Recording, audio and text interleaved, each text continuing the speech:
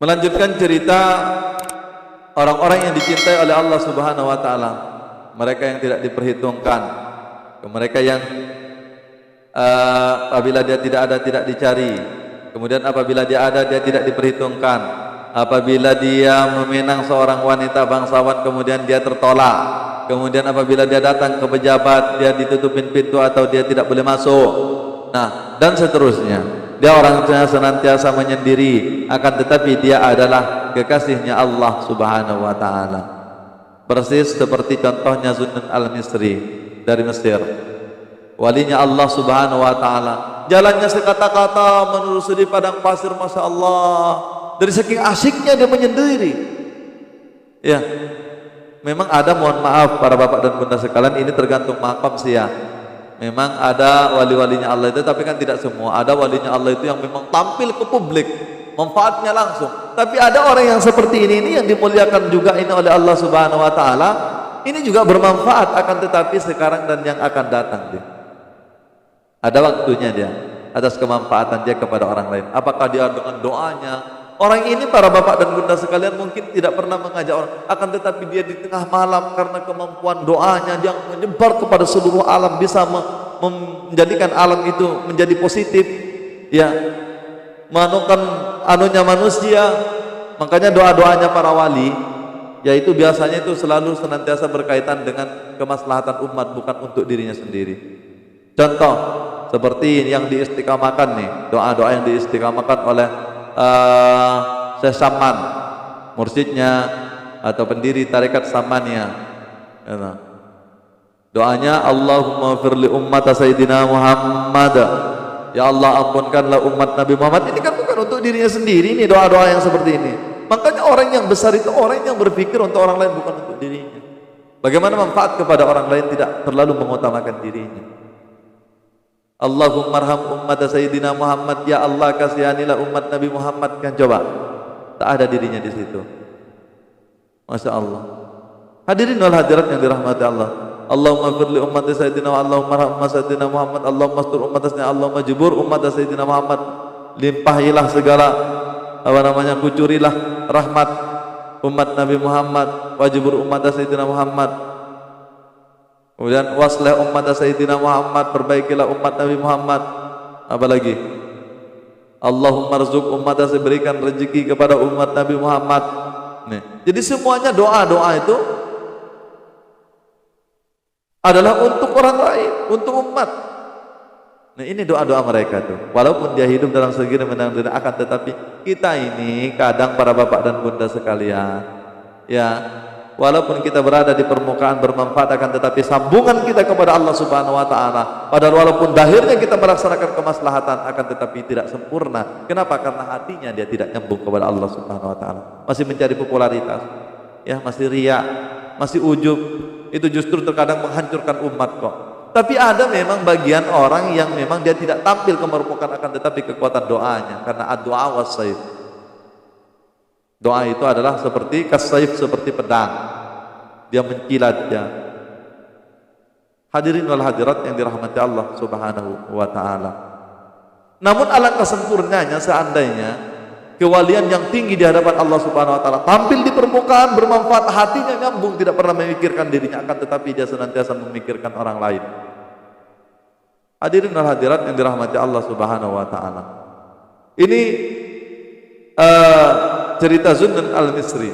Kemudian tahunya dia adalah seorang wali, yaitulah ketika setelah dia meninggal dunia, karena asiknya dia kepada Allah Subhanahu, sampai dia lupa makan, sampai dia kering di padang pasir. Masya Allah.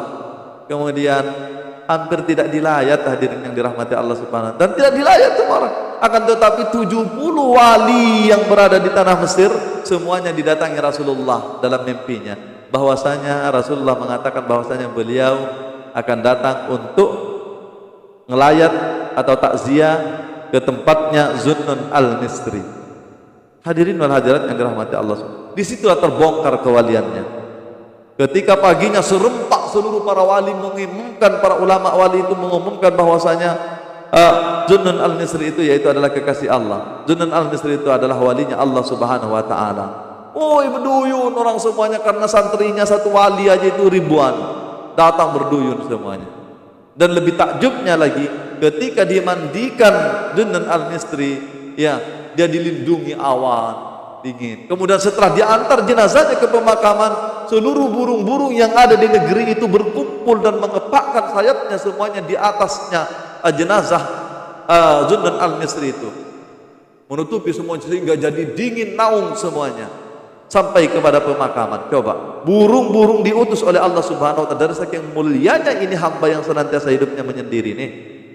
Coba, yang terhina di hadapan manusia akan tetapi dimuliakan oleh Allah Subhanahu wa taala.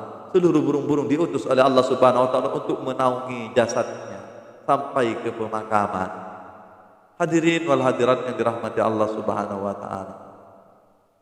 Ini figur Zunnun Al-Misri, terbongkarlah kewaliannya. Barulah kata-katanya apa yang pernah dikatakan beliau, ya, itu ditulis oleh ulama-ulama. Ternyata memang dia mengandung hikmah. Maka itulah kalau manusia memandang lahirnya kan kebenaran pun dikatakan dia, masalah dia enggak digubris. Tapi kalau orang kaya, ngentut pun dia dibilang harum. Coba. Tapi kalau orang miskin, kenapa? Karena kita melihatnya dengan mata dahsyat. Ada lagi model manusia yang mulia yang dia tidak diperhitungkan oleh manusia, yaitu adalah Uwais Al-Qarni. Sampai-sampai Sayyidina Umar dan Sayyidina Ali diperintahkan, kalau engkau bertemu dengan Uwais Al-Qarni suatu ketika, maka kau mintalah doa samanya. Padahal bagaimana hidupnya Uwais Al-Qarni itu? Dia orang gembel, pemelihara kambing. Dia hanya mendapatkan 400 dirham sampai 40 dirham saja dia setiap bulan. Dalam pemberian kambing yang dipelihara punya orang miskin, hadirin yang dirahmati Allah Subhanahu wa taala, miskinnya orang. Dan orangnya istilahnya penuh dengan gatal-gatal tubuhnya nih. Penuh dengan penyakit, dikena penyakit gatal-gatal. Itu Zunnun Al-Misri. Zunnun Al-Misri, Uwais Al-Qarni. Tapi dia senantiasa menunduk wajahnya, dia tidak mau menatap, ya. Takut terpandang kepada selain Allah, takut terpandang kepada makhluk, takut terlena dengan gemerlapnya makhluk. Dia senantiasa membaca Al-Quran. Pada saat dia mengembala kambing, dia juga senang di sana mengembala kambing. Dia kan sendiri aja, besar kambing-kambingnya aja dia. Berkumpul dengan manusia. Taunya itu orang bodoh, orang goblok. Taunya masyarakat kan gitu kan, bukan orang mulia. Dia senantiasa di sana membaca Al-Quran, duduk di batu membaca Al-Quran, begitu tiap hari. Hadirin al-hadirat yang dirahmati Allah. Tapi itu kekasih Allah. Sebesar apa, semulia Allah, semulia apa ini Uwais Al-Qarni? Sampai-sampai sahabat yang sudah jelas kemuliaannya, yang sudah jelas surganya seperti Umar dan Ali, akan tetapi suruh minta doa kepada Uwais Al-Qarni. Padahal ini di masa Rasulullah enggak pernah. Dan Uwais Al-Qarni ini enggak pernah berjumpa Rasulullah. Pernah memang dia datang ke Rasulullah, ya, ke Madinah, akan tetapi dia enggak berjumpa kepada Rasulullah. Kebetulan Rasulullah itu keluar kota, ya, sehingga karena ibunya yang satu-satunya ditinggal di sana serta gembalanya, dia kan harus kembali cepat-cepat pulang, sehingga nggak sempat dia ketemu dengan Rasulullah Sallallahu Alaihi Wasallam. Uwais Al-Qarni ini dia hidup di zaman sahabat, akan tetapi dia tidak pernah bertemu dengan Rasulullah, maka dia oleh ulama tidak dimasukkan ke dalam kategori sahabat, ya, karena dia kalau tidak salah apa di Habasa apa di mana lupa saya tuh. Negerinya Uwais Al-Qarni itu. Dan Rasulullah tidak pernah berjumpa dia. Akan tetapi karena Rasulullah itu dibuka mata kasatnya oleh Allah Subhanahu wa taala, Rasulullah bisa menceritakan tentang Uwais Al-Qarni. Karena orang-orang yang seperti Uwais Al-Qarni, Zunnun Al-Misri, walaupun dia tidak terkenal di hadapan manusia, akan tetapi di langit dia terkenal. Dia senantiasa dipuji bidadari, ditunggu bidadari, dia ditunggu malaikat. Terkenal di makhluk langit. Makanya gak apa-apa sebetulnya hadirin wal hadirat, walaupun kita gak terkenal di kalangan manusia, akan tetapi kita sudah dikenal di makhluk langit.